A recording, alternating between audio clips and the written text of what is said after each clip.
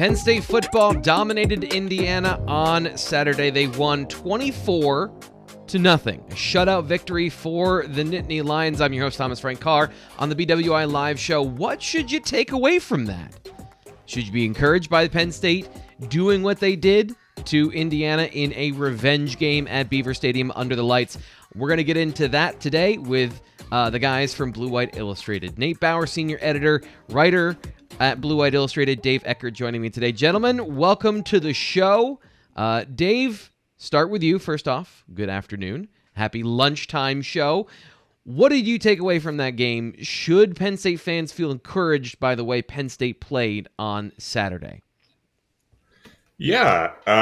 Well, first of all, hello T. Frank. Hello, Nate. Happy to be with you. But yeah, I guess my personal answer is I'm not deriving a ton from it, other than, that Penn State's defense is capable of that type of performance. We knew that they were good. We didn't know that they could be that good.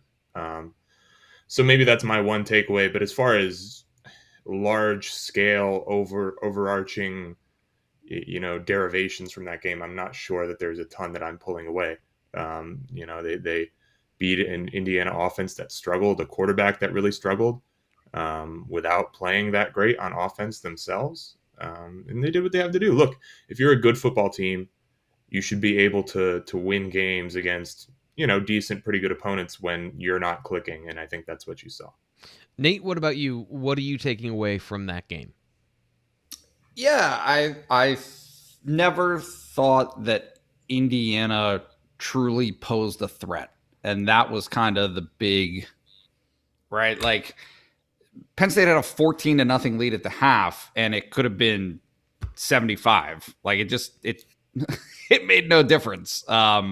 Just because Indiana offensively had no answers. There was really nothing that Indiana could do to sustain any type of its possessions. And, when Penn State is taking away all of the deep options, they're not getting beat for long touchdowns.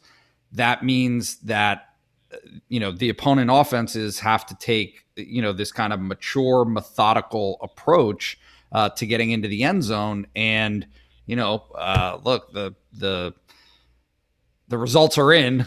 Penn State's defense is better than, right? Like, It's just, if you give Penn State's defenses enough opportunities, they're going to eventually shut you down. It's funny because we talked about it last week, but James Franklin is openly talking now, about bend but don't break, right? Like it's this kind of they didn't have to do either on Saturday.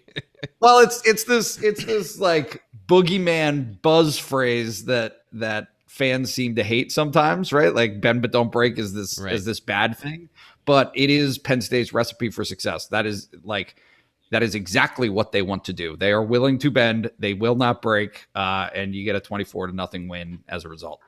Yeah, so we're going to get into the defensive side of the ball to start, because that really is the thing that dictated this game from the first kickoff to the final whistle. Was the Penn State defense playing a really dominant game, and I don't think it's fair to start anywhere else other than on that side of the ball.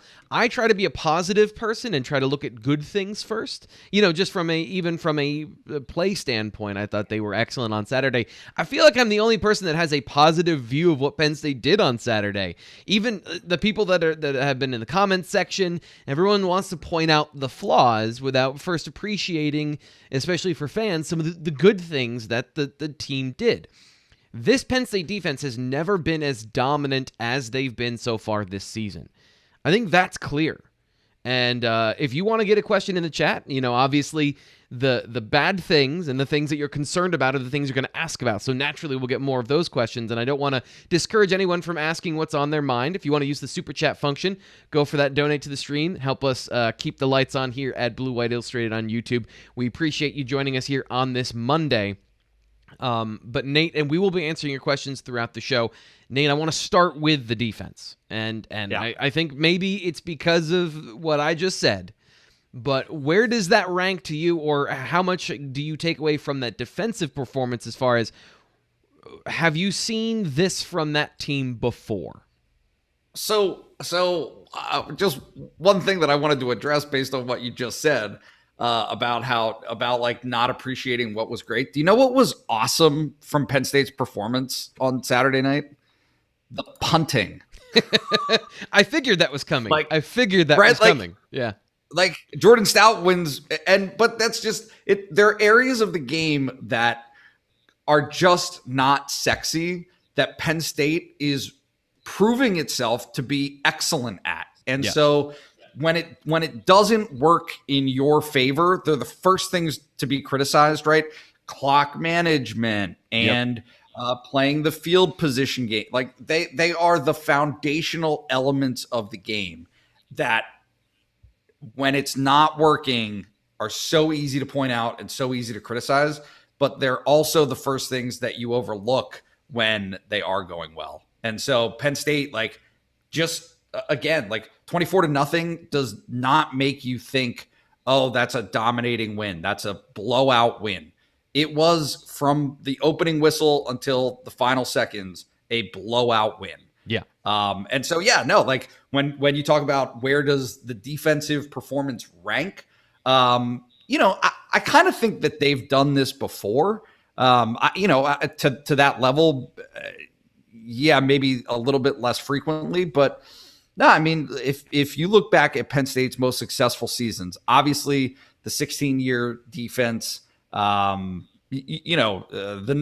scoring numbers, right? They got into some track meets, but 17 had great defensive scoring numbers, and 19 had great defensive scoring numbers, right? Like if you can consistently go out and feel like you can hold a team to 17, 14, 10, 7 points, you're going to win a ton of games, right? Like, I mean, it's very formulaic, but that's kind of the bottom line there in terms of what Penn State's approach is, and it's working. That's really all there is to it.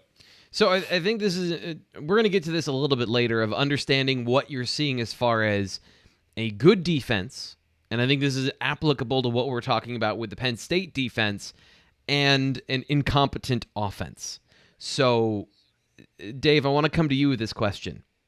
The Penn State run defense was excellent on Saturday night. Did it do enough to prove to you that it has taken a step forward from the beginning of the season, and especially that game against Wisconsin and obviously the second half against Auburn, where they were giving up some bigger runs and there were some issues and questions and concerns from Penn State fans? Did they do enough on Saturday to make you feel like that's an improved unit? Yeah, I guess just to answer this question, Indiana's kind of a nice baseline to do it because Indiana's played some very good defenses and very good teams so far. So I pulled their yards per carry numbers against Iowa. They had 2.5 yards per carry against Cincinnati, who just beat Notre Dame this weekend. They had 4.1 yards per carry. And then this weekend they had 2.9 yards per carry against Penn State.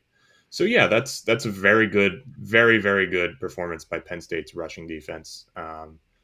As far as, what it proves, I think it proves to me that, maybe I was wrong to be a little bit as concerned as I was at the beginning of the season about it, given what they showed against Wisconsin.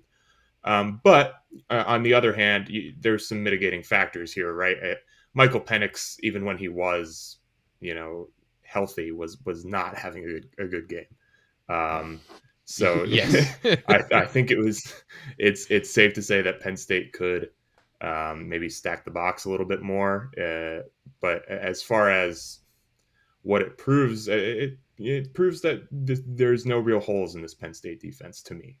There's no, here's the point, you attack this point, you beat Penn State's defense. And from the first game or two of the season, I thought, maybe that is the running game for this defense, and it's not. It's clearly not. So that's kind of what I'm taking away. Penn State had 6 pass breakups on the day. Another stellar performance from the secondary, and that's where I want to go next, because the secondary itself has been the leader of this team. not just the defense, but the leader of this team. And I guess that's why when I'm asking these questions and I'm kind of directing this conversation, I keep coming back to this is the best unit that they've had from a production standpoint, a game-changing production standpoint. If you can have a good secondary, you can be in any game.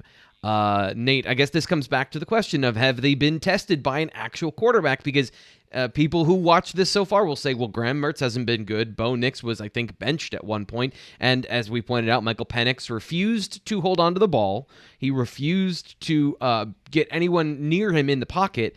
And that led to basically, an underneath passing attack that Penn State could jump on. Should you feel confident that going into Iowa City, this defensive secondary is going to hold up and continue to play the way that they're playing? Yes, because college quarterbacks stink. Yeah, that's a really good point. That's it. Like, I'm saying, obviously there's I'm being dramatic, but they're just not proficient. They're not at the level that they're going to be a surgeon, right? Like, they're not going to pick you apart. Most college quarterbacks are going to give you opportunities. And I think that what's happening, what I'm seeing is there are two pieces to the equation, right? And we're talking about the secondary because the rest of the defense has been so proficient stopping the run, right? If opponents felt like they could beat Penn State on the ground, they would do that. They would not be forced into these passing situations in which Penn State's secondary has been able to pounce, right? Like it changes the dynamic of the equation from, all right, not really sure what this offense is going to do, right? Like, are they going to run? Are they going to pass? Like, what's going to happen? Well, no, if you're consistently finding yourself in 3rd and long situations, well, to Penn State, that's gold, right? Like, that is Penn State's defense just licks its chops under those circumstances because they know that they have the upper hand. They know what's coming. But I would counter with this, Nate, and it's that Penn State's been able to do that in the past. Like, they've had good run defense in the past, and they've still given up those plays, either underneath or in situations where they've allowed things down the field. That has been the bugaboo of this team of they play a great team tight, and then later in the game, plays are made down the football field. And this year, this team is getting their hands on the ball. And to me, there seems to be a tangible difference with the secondary. Yeah, but I don't know if that's I guess that's true in 2 or 3 situations a year, right? But that has not been. Was it the case last year? Absolutely. They got burnt and they got dominated. Right? Like the pass, right? Like the passing defense was a disaster last season until they figured it out up front. But I just think that from a strategic standpoint, this has been what Brent Pry has been trying to do for years, and to some success, right? You can't really argue with the scoring numbers. End of the day, the scoring numbers that Brent Pry has produced with his defenses over, the past, right? Like 2017, they were 7th, right? Like they've got multiple years holding opponents under an average of 21 points per game. That will win you football games. The difference that I see this season is they're creating turnovers. That is that is the massive bridge that they have been trying to cross for years because they've had those other elements in check, right? Like they've had the run stuffing defense, but they haven't had the ability to turn that into opportunity out of the secondary until now. And so when you have those pieces, that is precisely what Penn State wants. Yeah, I think that there's been, and Dave, I want you to chime in here. Jaquan Brisker obviously has been a big name and has been a huge part of the secondary. What would you say is the non-Brisker MVP so far for the secondary or for this team? I think you look at the big changes, the personnel changes, and you look at Tariq Castro Fields, and they did not have Tariq Castro-Fields for most of last season. And I think Tariq Castro-Fields is a guy who throughout his career has been criticized by Penn State fans online in a way that is very unfair to me, because I think he's been playing hurt a lot. So I think Tariq Castro-Fields is a big difference maker for Penn State. He's a fifth year guy. He's a guy that knows the system. He's a guy that's seen this all before, and he's a guy that's a little bit angry about what happened last year too. He's been one of the more outspoken players. So to me, if you're asking where the change is, who's the guy that's making this unit that much stronger, I think it has to be him, because he's one of the missing ingredients. You can point to Tig Brown as well at safety, but to me, I think Tariq Castro-Fields is the big difference maker. Guys, we're going to have to get to some of these questions. I wanted to make sure we spend some time on the defense, because their performance is going to be critical going forward. And speaking of going forward, that's what everyone wants to know about in the chat. Ryan is back, and he wants to know, I think, the question that's on just about everybody's mind. It says here, for some reason, it's coming up wrong color here, but it says, Is this going to be a defensive slugfest, or can Penn State expose Iowa's defense enough to score points and win? This comes back to, let's have this conversation now, Nate, of can you identify the difference between good offense and bad defense, or the vice versa, or the reflection of that, of which side is actually playing well and which side is taking advantage of a bad unit? Because that's going to be a critical part of what Iowa does. Is that, my question is, has that Iowa offense been exposed yet to a good defense like Penn State's? Iowa's offense is what it always is, which is not good. Like, they're not dynamic. They don't want to be. Like, that's right. You get hung up in the numbers. Their total offense is 118th in yards per game, 320 yards per game. And now, granted, there are some situational elements to that, right? Like on Friday night against Maryland, they had the ball. They were starting with the ball at Maryland's 15-yard line, right? Like there are only so many yards that you can get if the other team is going to give you the ball on their side of the field. But no, like Iowa wants to play a ball control game. They right? Like I'm not saying it necessarily has to be time of possession, but I don't think that it's an accident that they're 17th in time of possession right now, nationally. That is what they do. And so it's just about, is Iowa capable of putting points on the scoreboard against this Penn State defense, and vice versa? Is Penn State's offense capable of putting points up against Iowa's defense? To me, I know where my odds would favor, right? Like I think that if I'm putting Penn State's offensive athletes up against Iowa's offensive athletes, and vice versa, the defense versus the defense, to me, I think there are clearly more avenues for Penn State to win this game than there are for Iowa, right? Iowa has to make the game a 20-17 game to win, unless Sean Clifford's going to turn the ball over, right? Like, you can see where this is going in terms of who dictates the style of game that it's going to be. Because if Penn State offensively can dictate that and say, hey, this is going to be a game where Penn State gets to 30, then I don't see an avenue for Iowa to hit that, unless Penn State is just giving Iowa possessions again, which is something that you have to acknowledge and recognize.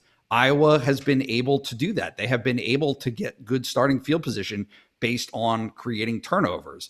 But generally speaking, is Iowa capable of pounding out methodical drives throughout the course of the game against this Penn State defense? I do not see that.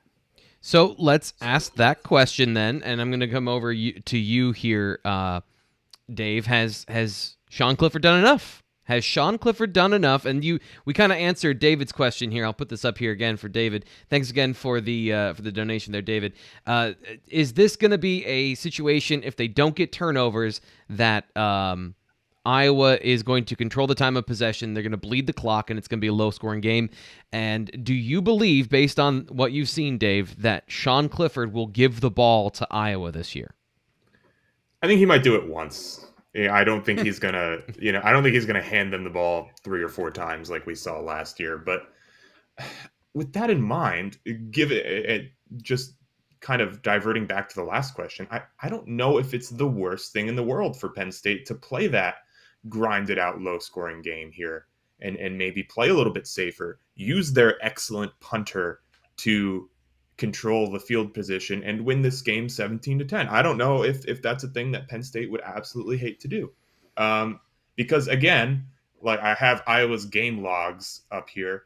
Indiana, 3 forced turnovers. Iowa State, 4. Kent State, 1. Colorado State, 1. Maryland, 7.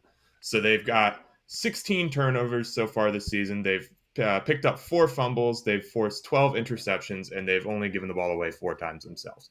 So if you're Penn State and you can negate that by making this, the type of game that Iowa stereotypically we associate them wanting to play, and I don't know if that's the end of the world, because look, that's not where Penn State is most comfortable, but it's a place where Penn State can take away Iowa's biggest asset, which is the turnover to me. Yeah, so that the Iowa defense, you're right, with that zone coverage is predicated on having their eyes on the quarterback. The quarterback specifically, and we'll get to the offense now. We'll talk about Sean Clifford here on the BWI live show. I'm your host, Thomas Frank Carr. Any questions you have, we'll throw them in the chat if you want to donate to the channel, the super chat like Dave and Ryan. We appreciate that very much. We'll get to your questions. We'll throw them up here on the screen. Don't know why they're coming in a weird color today, but make sure that you get recognized. Listen, dude, I only know so much about technology. Like I'm a show host and a part-time operator of technical things. So I want to see those questions. Me too. Like it's hard to read them. So, but we do appreciate you getting in the questions in the chat. With the offense and Sean Clifford, was this the first bad game for Sean Clifford? He threw for less than 200 yards, threw his first interception of the season that you can truly say was on him. That was a poor decision. Nate, we've been having this long-running conversation here on Mondays about Sean Clifford, checking in each week about how he's performing. Is this the first bad game he played this year to you? I don't know if bad is the right word. I don't think it was great. Right. Like it certainly wasn't his best game. Sure. I just, right. I mean, it just feels different this year. It in terms of what he needs to do to put his team in a opportunity to win, right? Like into a place where it has the chance to win. If you look back at his 2019 season, that was what it was, right? Like he didn't light anybody up in the first 8 games. I mean, he had his moments, but it certainly wasn't an overwhelming type of situation offensively for him. And so I just think that, the interception was, it looked to me like Indiana kind of confused him on that play. I don't know what your read was, if that was like a blatantly bad decision. I don't know that he misread it. So, without asking him, there are two possible theories to that, because this gets into the conversation that I wanted to have after this question about what Indiana is. Yes, they were without Tywan Mullen, and they were injured in the secondary, but Tom Allen's defense does weird stuff. So all your basic coverages look about the same. All the topography of what a quarterback looks at on every given snap across defenses in college football. To your point about quarterbacks, defenses aren't that good either compared to obviously professionals. So you run basic coverages with players in roughly the same spots until you face Indiana. And, not that I'm an expert on football, but I've spent the last 2 years, learning in depth about coverages and variations and all these things. And I would not have passed that test either. They had seam defenders that were lined up in the wrong places, but executing their assignments correctly. They had brackets and double teams in weird spots. And generally, they communicate and execute effectively. So it was there's a whole section in the in my film analysis about this that I'm going to write today about Sean Clifford and kind of like the throws he didn't take. Because that's part of the story. Is this is one of the throws he did make where he tried to either fit it in or he didn't see the drop defender that came down from his deep responsibility into the flat. So it's one of those two things. He either thought he could fit that ball in zone coverage with anticipation, or he just flat out didn't see the safety there. My guess is, based on the way he's playing, he thought he could fit that one in because he's taken the next step in coverage diagnostics and being able to see this stuff. But with Tom Allen's defense, I can't be sure of that. I'm giving Clifford the benefit of the doubt. That's really what it looks like to me. Yeah. There was, I don't know if you heard this, and I don't want to get too far off track, but there was a conversation that Peyton Manning was having last week during the Monday night broadcast about how defenses that do a ton oftentimes will beat you on their mistake, right? Like he was saying that, I threw it. I recognized what the coverage was. I made the right decision. That guy missed and messed up his play. He was not in the right spot or where he was supposed to be, and that's why he was able to make that play. So I don't know if that's applicable. Right? There was literally that happened on Saturday where a coverage defender was trying to get a jam on Parker Washington. It was number 31, Matthews. He ran incidentally into the passing lane to Keandre Lambert-Smith where Sean Clifford read the coverage right. He threw it to the right spot, and a dude's helmet got in the way. There was a lot of that going on Saturday, where you just had some of those situations for Sean Clifford. So, it was a fine enough performance against a tough test. And Dave, I guess that's what I want to ask you about this situation is, what were your thoughts on his performance Saturday, and what has your general read been on Sean Clifford? I know that Nate and I talk about this a lot, but what are your thoughts on how he's played? And again, looking ahead to this Iowa game against a defense that's going to play opportunistic football, what are your thoughts on the way he's played so far this season? Yeah, I guess my thoughts on Saturday, like it just the shrug emoji, right? Like, it was fine. It worked. I went to the Indiana press conference afterwards, and they were talking about how his scrambling ability was a real problem for them, which I think is something that we sometimes forget to talk about on the Penn State side of things. I think he had 58 rushing yards, if I've got 58, 10 attempts for 58. And just generally, he got outside of the pocket and made some plays too. So that's something that I think we have to factor in when we talk about Sean Clifford, and I don't know if we always do that. So I just wanted to throw that in there. But generally, I think he's been fine. I think he's taken the step that he's needed to take, and the results have shown that he's not giving the ball away, or at least it's usually not his fault when he does. I think this is the first interception where you can really fault him for it. But yeah, I think he's been good. I think you can feel all right about Sean Clifford going into Kinnick on Saturday, that he's not going to lose the game for you. And based on where we were, and I think that's all Penn State needs, right? Yeah. Does Penn State need Sean Clifford to go, turn into, Aaron Rodgers? No, they just need him to play fine football, and the better, parts of their team will carry them through if Sean Clifford doesn't kill them. That was everybody's, kind of idea heading into the season. And I feel the same going into Iowa. I think he's taken that step. He's not going to lose the game for you. So let's talk about everyone's favorite thing, the offensive line and the running game. And by the way, if you have any questions about this, I'm sure there are some opinions out there in the chat about what you want to know about the Penn State rushing attack. Was it enough? Dave, I'm going to come back to you. Was it enough on Saturday? 209 yards rushing. Were they as good to you as that number indicated? Not really, because they couldn't get it done in the short yardage situations where they needed to. That said, does that number represent some progress? Absolutely.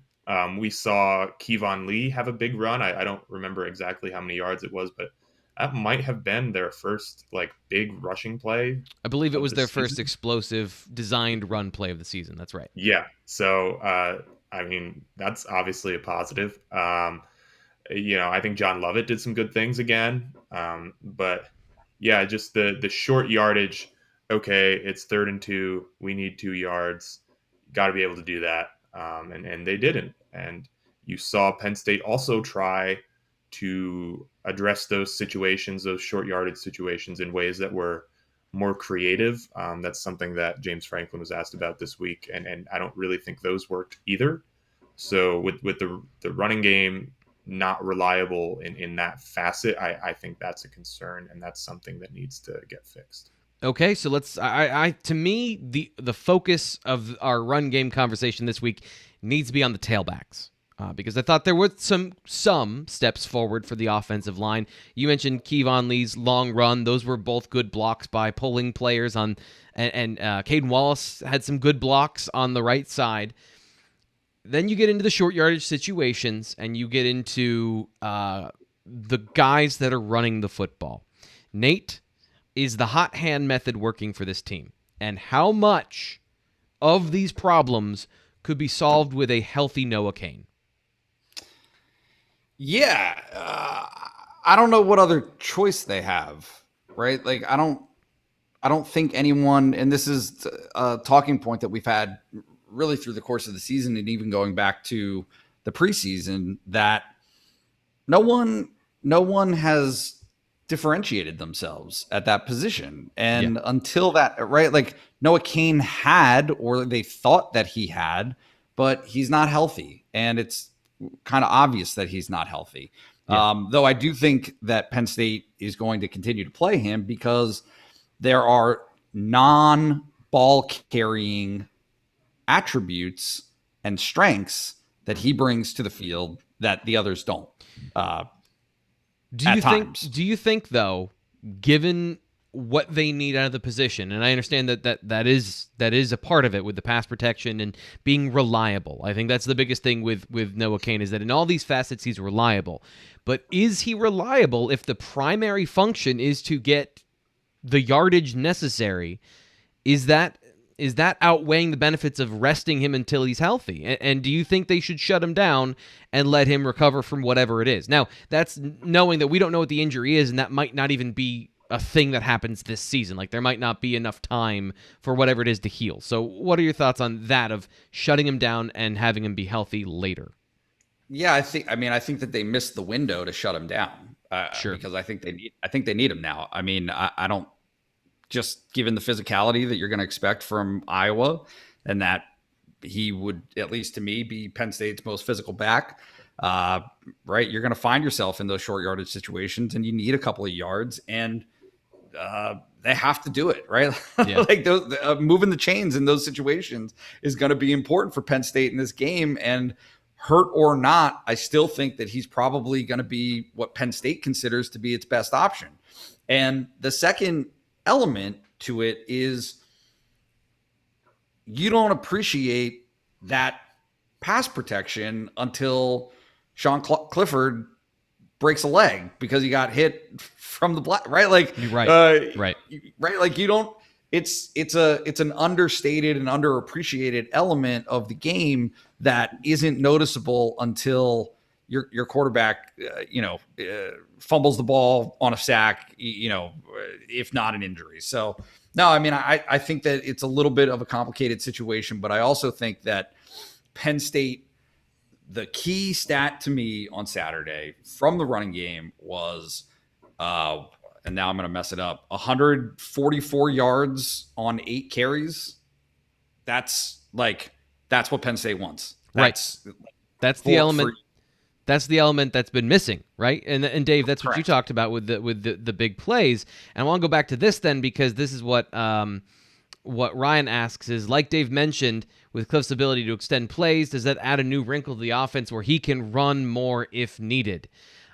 Dave, do you think that is an element to get some explosiveness out of the run game on a consistent basis, not necessarily as a rushing out of a passing play?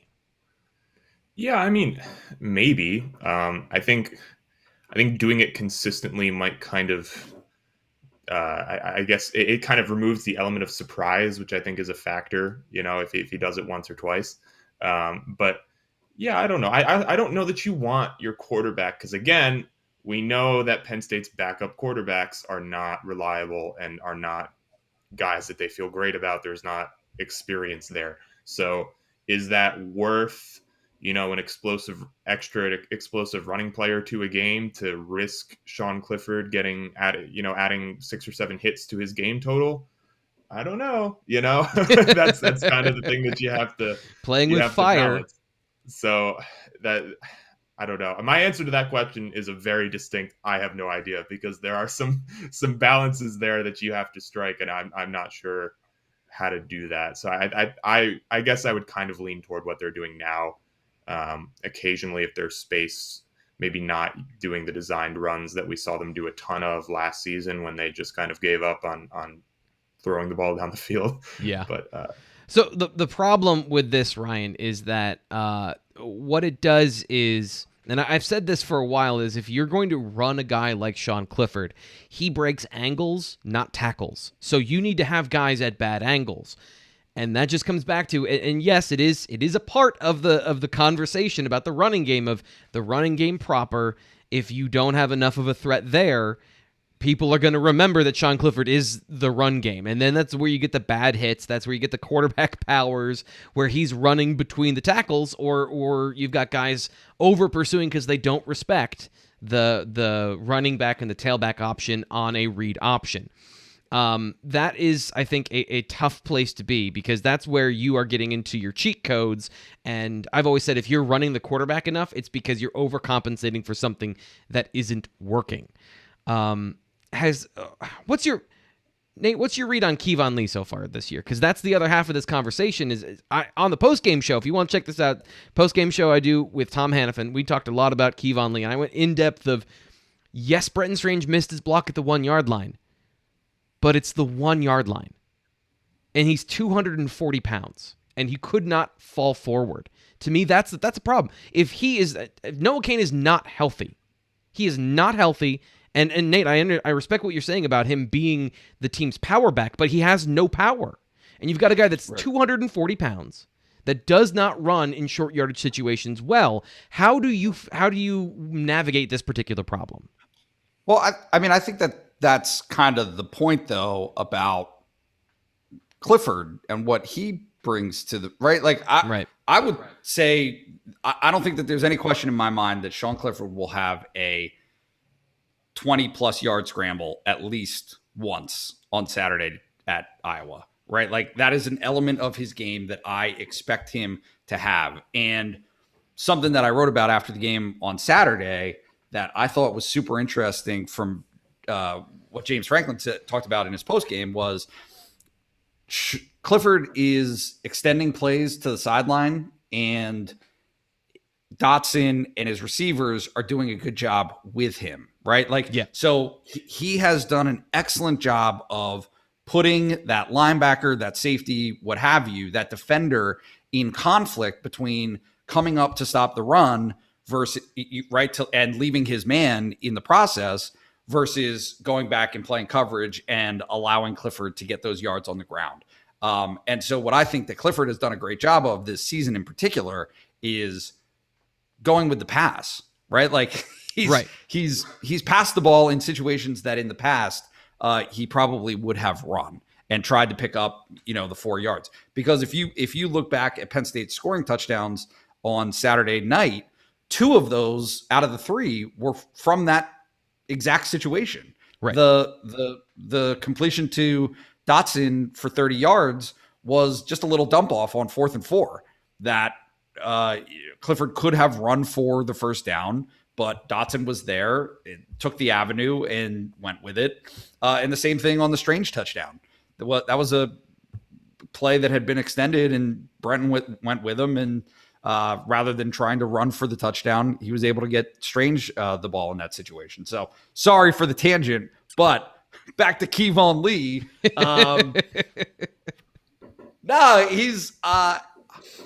I just think that Penn State's problem it's not just him. It's just inconsistency. Yep. Nobody is doing the same thing every play, right? Like, you cannot expect the same level of performance from any of these guys on a play-to-play basis. And that's a really fair point. And that's the thing that gives an offensive coordinator, I think, nightmares, right? Because you're just not sure. Like, what are your best options? Because on Lee's 44-yard carry, he hit the hole and he made a play. That was not an express lane, right, on the highway for him to get through, right? He made a cut and slipped through a good block.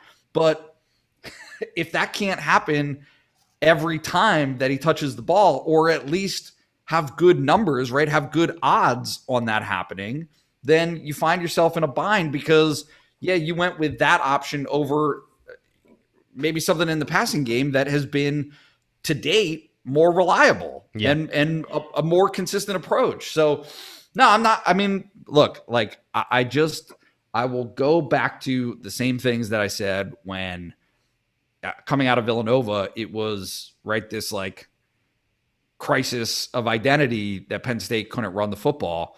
I don't think that's how Penn State feels it has to win. I don't think it feels as though it has to average 5 yards a carry on 40 carries to win a football game. It just needs those 8 carries for 144 yards. Like if those 8 for 144 are there, Penn State's going to win the football game. So how do they solve the short yardage situation then? Because I believe that's the issue that a lot of people are concerned with when it comes to this rushing attack and their ability to, it's funny to say, but generate drives, seeing as they've had more drives of 9 plus plays that have resulted in points. Last year they had all kinds of drives that were 13, 14, 17 plays that they either got a field goal or nothing. This year they're scoring points, but when it comes to that short yardage situation, Dave, is this something Penn State fans are just going to have to live with? Or is this something that they can find a workaround for somewhere else in the offense? I think, especially at the goal line, you're seeing the workaround. It's Tyler Warren in the Wildcat. And I wonder if maybe they'll start to branch that out a little bit. And, when it's 3rd and 1 at the 40, maybe we see Tyler Warren. I don't know. But that's a fair point. I would be interested in seeing that for sure. Especially because if you're comfortable with him throwing the ball, which he was a high school quarterback, and I don't know the level of comfort Penn State has there, but presumably, it's better to have him do that when there's more space on the field. So I'm interested to see if they expand that, and I would not be surprised if they did, based on what we saw in short yardage situations this week. And I think this week they tried some unconventional things in short yardage situations, throwing the ball, taking a couple deep shots that didn't work. So I wonder if they try to add another layer of creativity to that. Got a couple more questions coming in. Want to make sure we get to them. Thank you again, David. And he wants to know, with Iowa and Indiana providing defenses that confuse the quarterback, is PSU able to move the ball aside from a few third down calls? How do you see that impacting this weekend as far as if Iowa can do what Indiana did to Penn State? I think that's what he's trying to say. Iowa, they both try to confuse the quarterback, and Penn State was able to move the ball aside from those third downs. Do you think that's going to be what happens going forward in this game next week? And Nate, I want to go to you with that question as far as, do you think that Iowa defensively can slow down Mike Yurcich? Because I think that's really the matchup there that I'm interested in, is how does Mike Yurcich attack this zone defense for Iowa? Slow down? Yeah. I think Iowa can. I don't know if they will, but it's in a lot of ways, the methodology is different, but what they're trying to do is the same as Penn State in terms of make a team beat you by plodding along down the field, right? I think that Iowa has traditionally and in the past for Penn State made those things very difficult, right? Like, I remember the 17 game where Trace McSorley was very obviously frustrated through the course of the game because they could move the ball kind of between the 20s, but after that, it's very difficult to get into the end zone against these guys. And I would anticipate that that's probably going to be a similar circumstance on Saturday afternoon. It just remains a question to me of, does Penn State have the athletes, and I think that they do, to break off the long one, right? Because you're not gonna live on that all day, right? You're not gonna have 10 passes of 30 or more yards. Like that's just not gonna happen. But you might only need 2 to win a game, right? Like to win a game against an Iowa team like this, that might be enough. So no, I mean, I would guess that if it turns into that type of a game, Penn State should not feel panicked. And I think this kind of echoes the point that Dave was making earlier. When your punter is as good as Jordan Stout is, when your defense is as good as this Penn State defense is, you can get into a game like that and know that you've already won a game like that at Wisconsin. You've already had success. So that might not be the identity that Penn State wants to have offensively. That might not be its preference, but it has already demonstrated that it can succeed in those types of environments. Oh, and by the way, even though I am not the most expert technician while doing this and while hosting the show, I also fixed it. So now we got James S., who we can clearly see what he's asking. What are the best ways to attack Iowa's cover 2, given the personnel and strengths Penn State has? This is something I got into today on the BWI Daily Edition about how Mike Yurcich is good at scheming up easier throws for the quarterback. But the main thing that you're going to want to see from Penn State is the offensive line blocking those power edge rushers for Iowa. If they can keep a clean pocket for Sean Clifford, time is the best thing against a zone coverage team. Because as Nate has pointed out, they are good athletes, but it's Iowa. And they do that thing where, okay, so you should be 240 pounds? Great, be 275. And you lose a percentage of speed every time you do that. A.J. Epinesa was one of the best pass rushers in the Big Ten. He becomes a full-time starter, 280, less effective, but great. He's good against the run. Great. So that's what you're going to get from Iowa, is you're going to get big, physical, strong players. They want to control the game at the line of scrimmage with just 4. They want to do what Penn State did to Indiana to Penn State this coming week. But the question then becomes, do you have, when it's not a team that's injured and has recruited as well as Penn State and has the athletes, can you do that? Are you good enough at toughness and intelligence and physicality to athlete the athletes that way? And, that's what Nate has been saying this whole show is, can Penn State out-athlete them? And to me, it comes down to the protection that Sean Clifford has, because he's shown an improvement. And again, check out the BWI Daily Edition for my breakdown of that. In those areas when he needs to take advantage of those situations, he has been able to. So that is what I'd say, is they need time, because Mike Yurcich will get guys open in the secondary, especially against more conventional zone coverages. Because, again, I thought I knew what I was getting into in the film review of Tom Allen's defense, and it looked like somewhere between a Rorschach test and an impressionist painting as far as what I'm used to looking at.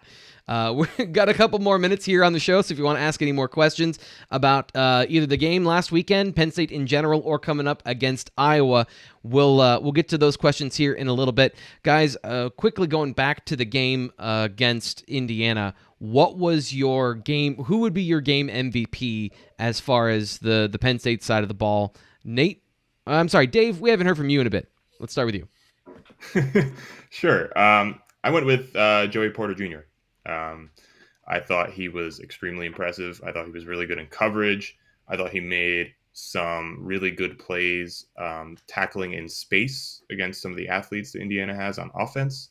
And, of course, he kind of got under that rainbow from, I think it was still Penix at the time. Yeah, it was still Michael Penix, and came away with his first collegiate interception. It was kind of like a outfielder coming in on a shallow fly ball and slid and made the play. It was a nice play, but I really wonder what on earth Michael Penix was doing with that throw. But I think praying. That seems what he what he was doing all night. But I'll give it to JPJ. Let's go to you, Nate. Who was your game MVP against Indiana? Dotson. I thought, just what you would expect. I mean, that he made that 30-yard touchdown look very easy, and the back of the end zone catch was also better, I think, than people appreciate. He just catches everything, and he is a quiet guy. But I think that the season that he's putting together speaks very, very loudly about just how good he is right now. And I got to once again shout out PJ Mustafer for having a dominant performance. As both of you guys talked about, the fact that the Penn State defensive line stonewalled the Indiana rushing attack made it so they could do just about anything. PFF had him with 5 stops. He is now second in the nation in terms of stops from defensive tackles. He is second in the nation in total tackles by a defensive interior player, and he is playing like that. This is the guy that you saw all the way back to his freshman season. This is the sort of potential that he had. Has he been perfect? No. But has he been the reason Penn State's rushing defense has been good when it's been good? Yes. And his ability to stop all of that in the interior and really make it all put on Michael Penix's shoulders, which, as we saw, they didn't hold up. That is exactly the game plan that Penn State wanted from that team. You mentioned Jahan Dotson. This is one of those areas against a good defense, and a lot of this does come into what we've talked about already, but my closing sort of question is, Nate, was this the first game that nobody but Dotson really stepped up to help the passing attack? Because it felt like it was mostly Dotson, and then guys were here or there, but no one was consistently there to help the offense move the chains. Yeah, I mean, I guess I think that that inconsistency is part of the developmental process. I don't think that Parker Washington had a great game. And Keandre Lambert-Smith that's what you expect. I mean, he's going to take a couple steps forward, maybe one step back. So yeah, I think that that's probably true, but I also think that Brenton Strange had a touchdown reception. That Penn State needs to get its tight ends more involved in the passing game. And yes, the second and third receiver need to create again, like the big play, right? Yeah. Because you've got the possession receiver, you've got right. And Jahan Dotson can make the big play. Yes. Like absolutely. But they need Keandre Lambert-Smith to stretch the field. They need somebody who can do that from an explosive play potential. And they have done it in the past. They have demonstrated that they can do it.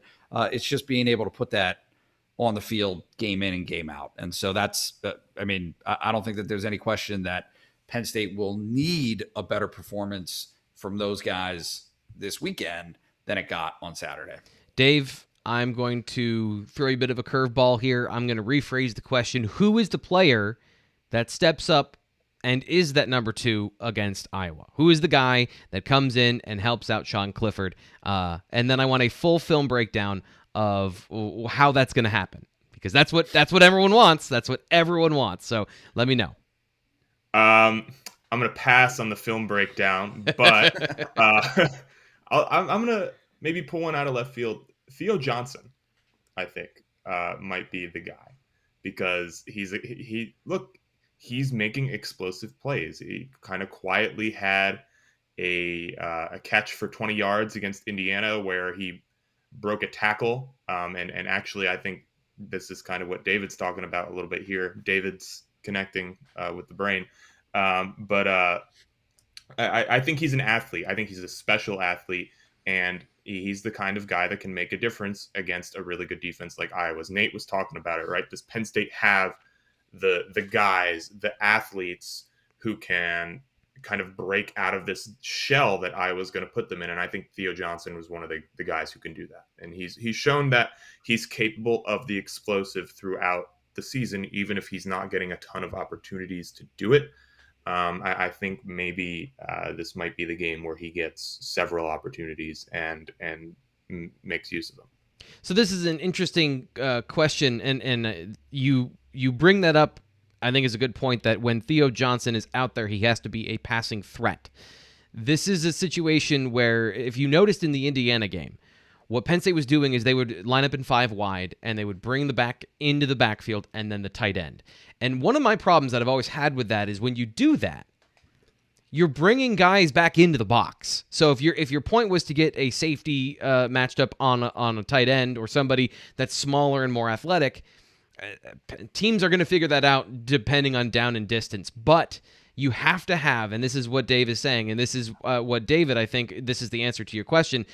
Theo Johnson and Bretton Strange have to pose enough of a risk that you cannot put a linebacker on them. You cannot put a linebacker on them whether they're lined up wide or in the slot. You have to dedicate an actual coverage player, and that will dictate that they go to a different base personnel to get one of their big guys off the field and help out in the box. I think that would be a good way to answer that question as far as how did the tight end specifically help the running game through the passing game.